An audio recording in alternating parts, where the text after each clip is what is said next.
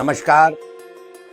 हिंदी साहित्य भारती का अंतर्राष्ट्रीय अध्यक्ष, उत्तर प्रदेश का पूर्व बेसिक शिक्षा मंत्री डॉक्टर रविंद्र शुक्ल, मैं आज बहुत महत्वपूर्ण चर्चा करने वाला हूं। आप जानते हैं मैंने सनातन धर्म के लिए अपना जीवन समर्पित किया हुआ है। सनातन धर्म अर्थात जात विहीन उस समाज की रचना की बात करना चाहता हूं जिस पर मेरी एक पुस्तक है जिसका नाम है वर्ण व्यवस्था की मौलिक अवधारणा और विकृति।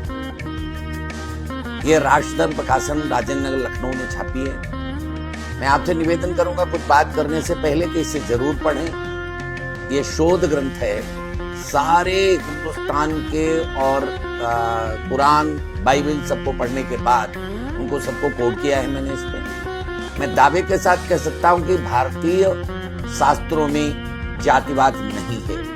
चुनौती देता हूं, अगर मुझे कोई जातिवाद बता देगा आके, मैं उसको आमंत्रित करता हूं वो आए और मुझे समझाए। दूसरी बात, मैं एक बात और कहूंगा, सनातन धर्म को समाप्त करने के लिए अंतर्राष्ट्रीय शक्तियां भारत के अंदर और भारत के बाहर सक्रिय हैं। इसलिए सनातन धर्म में फूट डालो राज्य करो जो अंग्रेजों की विधा थी, उसी आधार पर भारत के अंदर काम हो रहा है। और इसी कारण से आज जो ब्राह्मण बनिया भारत छोड़ो जो नारा लगा है, उसका केवल मतलब इतना है कि ब्राह्मण यह सनातन धर्म का रक्षक है।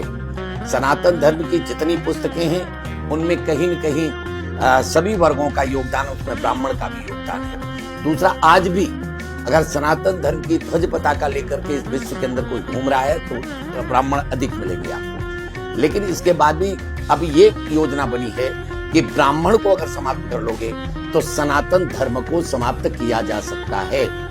ये बड़ी तेजी के साथ लोगों के दिमाग में आया, इसीलिए ये षड्यंत्र में अब निकल कर आया कि ब्राह्मणों के खिलाफ माहौल बनाया जाए, ताकि ब्राह्मण जब टूट जाएगा तो सनातन धर्म समाप्त हो जाएगा। और इसलिए मैं केवल एक बात कहता हूं, केवल एक बात कह करके आगे वाले वीडियो में बात करूंगा कि इस देश की जीडीपी सारे विश्व में जब 60%, ये कुछ लोगों ने लिखा है, एक अंग्रेज लेखक ने इसे 40% का है, और शशि थरूर जी की पुस्तक में 25% का है। जिस समय भारत की जीडीपी विश्व के अंदर सर्वाधिक थी, आज की तिथि में तो 6% 7% है, तब इस देश के उद्योग धंधे, ये तथाकथित जो आज कहा जा रहा है जिन्हें पिछड़ा वर्ग या अनुसूचित वर्ग, इनके हाथों में थी। ये सब कुशलता इन्हीं के हाथों में। एक भी बनिया, एक भी छत्री, एक भी ब्राह्मण इस देश के अंदर उद्योग नहीं चलाता था। और उस समय जो उद्योग नहीं चलाता था, तब इस देश की जीडीपी कौन चलाता था?